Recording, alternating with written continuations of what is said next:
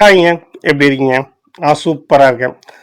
நான் இந்த வீடியோவில் பேசக்கூடியது வீடியோ கேட்டிங்கன்னா நீங்கள் கடைசியில் அதாவது நீங்கள் அணிலன்னு சொல்லிட்டு விஜய்க்கு எதிராகவே பேசுகிறீ அப்படிங்கிற மாதிரியான விஷயத்த பேசுவீங்க. பட் இந்த கிளிப்பிங்ஸ் மட்டும் பாட்டு வந்துருங்களேன். இந்த கேரக்டரை பற்றி ஒரு அழகான ஒரு லைன்ஸ் ஒன்று இருக்குது. when wealth is lost, nothing is lost. when health is lost, something is lost. when character is lost, everything is lost.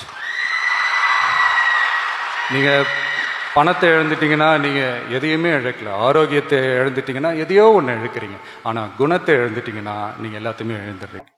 இதுக்காக தான் இந்த வீடியோவை போடுறது.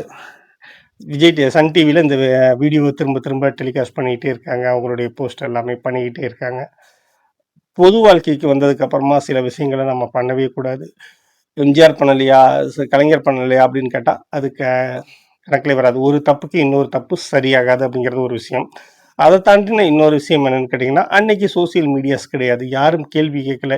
இன்றைக்கும் எம்ஜிஆர் பற்றின பிரமைகள், அவர் பற்றின நம்பிக்கைகள் எல்லாமே இருந்துகிட்டே இருக்குது. கரெக்டாக யோசிச்சு பார்த்தீங்கன்னா எம்ஜிஆர் எதுவுமே செய்யலை. சத்துணவு திட்டத்தை மேம்படுத்தினார் அப்படிங்கிறத தாண்டி எம்ஜிஆர் எந்த ஒரு புது திட்டத்தையும் கொண்டு வரல அப்படிங்கிறத யாருமே புரிஞ்சிக்கவே இல்லை.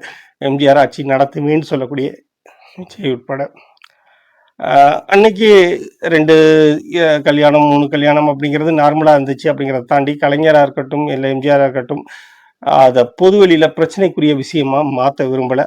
அதை யாருமே மாற்றலை. அதுதான் நிஜம்.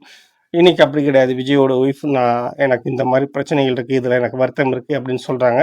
சொன்னதுக்கப்புறமா அந்த விஷயம் ஆழப்படுது. மக்கள் விஜய் பக்கம் தான் அப்பவும் நிற்கிறாங்க. ஒரு 2 மணி நேரம் மட்டும்தான் பரபரப்பாக இருந்துச்சு. அதுக்கப்புறமா விஜய் சைடில் தான் அது எல்லாமே பாசிட்டிவாக இல்லை, அவருடைய பர்சனல் அதுக்குள்ளே தலையிடக்கூடாது அப்படின்னு சொல்லக்கூடியது மக்கள் பெருந்தன்மையாக விடக்கூடியது, மீடியாக்கள் பெருந்தன்மையாக விடக்கூடியது.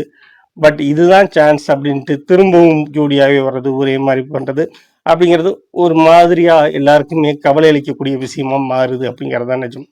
அதை விஜய் ஏன் புரிஞ்சிக்க மாட்டேங்கிறான்னு தெரியல. என்ன வேணாலும் நடக்கட்டும், நான் இப்படித்தான் அப்படின்ற சொல்ல வராரா, இல்லை யாருக்காவது நான் என்னுடைய வாழ்க்கை இனி இப்படித்தான் இருக்கும் அப்படின்னு முடிவு எடுத்துட்டேன் அப்படிங்கிறத சொல்லி காமிக்கிறாரா என்னன்னு தெரியல. பட் அரசியல் வாழ்க்கைக்கு இது சரியா அப்படின்னு கேட்டால் கண்டிப்பாக இல்லைன்னு தான் சொல்ல முடியும். ஏன்னா இங்கே நான் அப்பளுக்கு இல்லாதவன், நான் சுத்தமானவன் விஜய் ஒவ்வொரு மேடையிலையும் சொல்லிட்டு இருக்காரு. குடும்ப வாழ்க்கையிலையும் அப்படி இருந்திருந்தா அவரை யாருமே அடிச்சுக்கவும் முடியாது. அவரை கேள்வி கேட்கறதுக்கு இப்போதைக்கு எதுவுமே இருந்திருக்காது. பட் இப்போ கேள்வி கேட்கறதுக்கான சந்தர்ப்பங்களை விஜய் தொடர்ந்து உருவாக்கிக்கிட்டே வராரு அப்படிங்கிறது தான் நிஜம்ங்க. இதில் நான் ஏதாவது தப்பாக சொல்லியிருந்தனாலோ இதில் உங்களுக்கு மறுப்பு கருத்துக்கள் இருந்தாலும் நீங்கள் சொல்லலாம். நன்றி.